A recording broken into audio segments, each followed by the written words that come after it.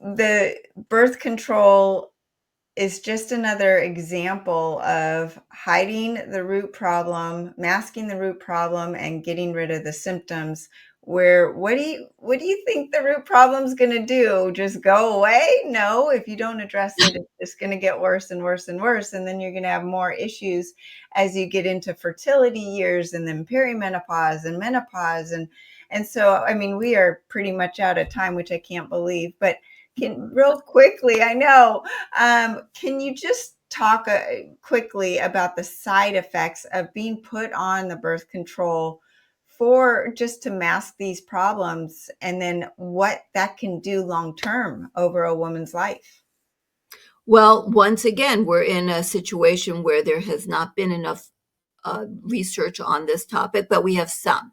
So, what do we know?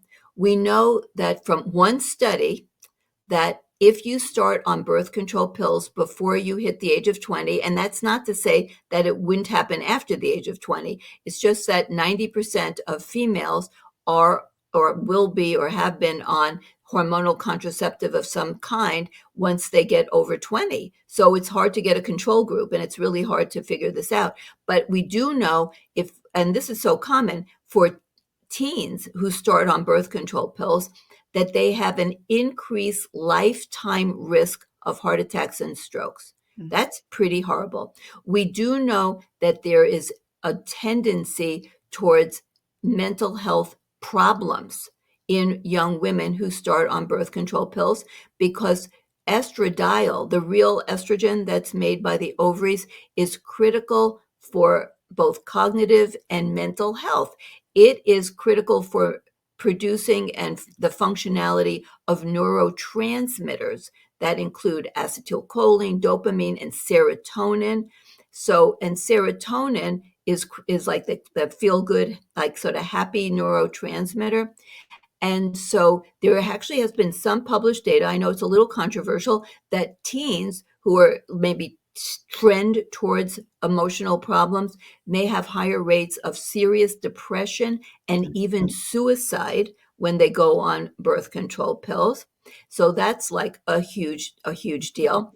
There's a study that came out many years ago out of Austria, I believe. It might have been Germany, but I think it was Austria, that showed that women on the lower dose birth control pills, the lower dose meaning the lower amounts of the, typically it's ethinyl estradiol, it's a fake type of estrogen, it's an endocrine disruptor for estrogen, that they do not build bone the same. They never get optimal bone density. They do build some bone, but not anywhere near as much as a woman or teen, a young woman who has her own natural hormones and cycles. So those are some really big deal things. And the brain, this is like such a big deal. The brain is not fully grown and matured and developed until you hit around the age of 26.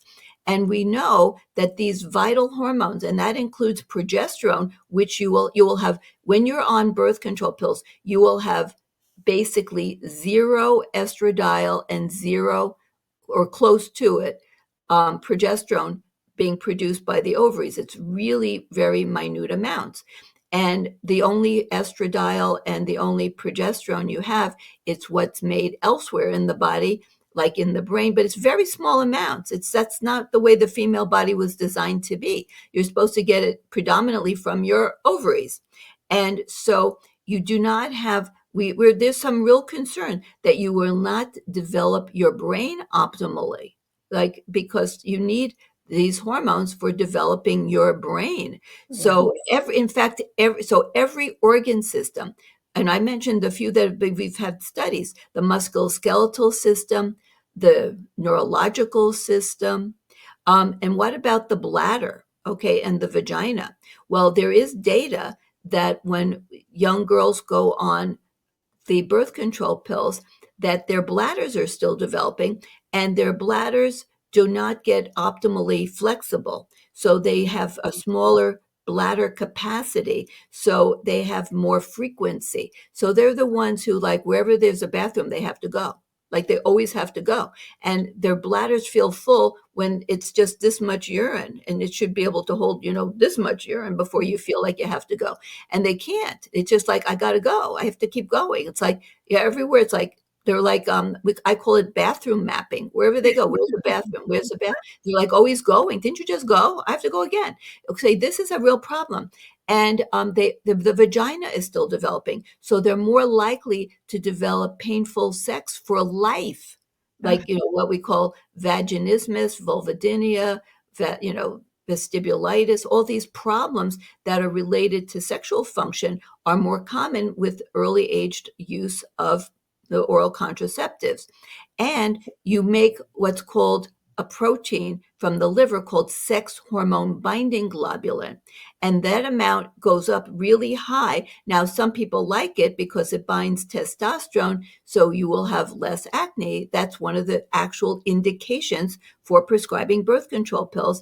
And sadly, the Society for Dermatologists, whatever that's called, the American College of Dermatology, whatever it's called, they actually approved, the last I looked, that they approved the use of oral contraceptives starting 12 months since the first period. That's it. mhm. So if you got your period at age 11, which happens all the time, you can start birth control pills at age 12 and then be on them for the next 25 years. And I've Wow. seen that. I've seen this. Okay. And things are messy when you get off of them after being on them for 20 something years.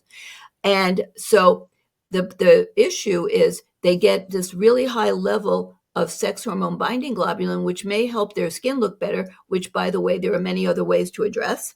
And besides that, and the sex hormone binding globulin may never come down. This is like a crazy thing. So you can test them years and years and years after they've stopped using the oral contraceptives, and their sex hormone binding globulin is still really high. Now you could say, well, what does that matter? Well, it does matter because it's binding your testosterone. So they may never have normal sexual function or sexual anything because their testosterone is never optimal because it's always bound up by all this sex hormone binding globulin.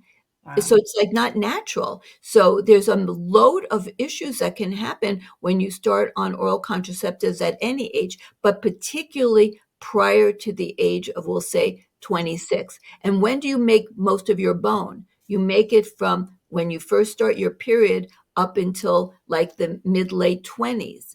And those are the peak years when most females are on oral contraceptives, and so they never will develop peak bone. And it's not just bone, it's joints, the ligaments, the tendons and joints. And I see this all the time. I have like a 29-year-old who goes to the gym and goes into like a Zumba class, and she's just going like this, and she tears Oh, labrum in her shoulder. Like, what'd you do? It's like I went like this. Like your shoulder shouldn't, that's not adequate amount of trauma to do that to your shoulder, but yet that's what happens.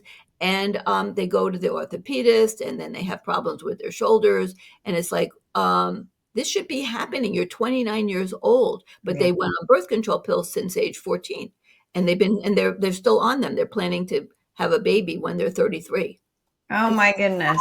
I Which mean, is common. This is like what I see all the time. So, yeah, I mean, if you have to go on a contraceptive, we have to then talk about, well, what are our options? We don't want you to get pregnant, but, the less birth control pill use at these younger ages, the better. I don't like it particularly at any age. I also don't want pregnancies that are unwanted and problematic.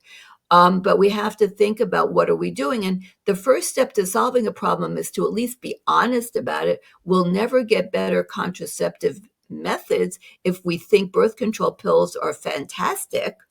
I mean, they do prevent pregnancies, two thumbs up for that. But what about all this other stuff that we're creating that nobody's following? Because the problem is there can be so many years disconnect, right? What about Alzheimer's? Do you think we have any data showing if you go on birth control pills from, 13 or 14 up until you're 30, and then is that going to increase your risk of Alzheimer's when you're 65? We don't have any data on that. But when you look at the mechanisms, what's going on in the brain, not having adequate progesterone, not having adequate anything. The estradiol is a big problem. So, these are huge issues that are just simply being swept under the rug. Well,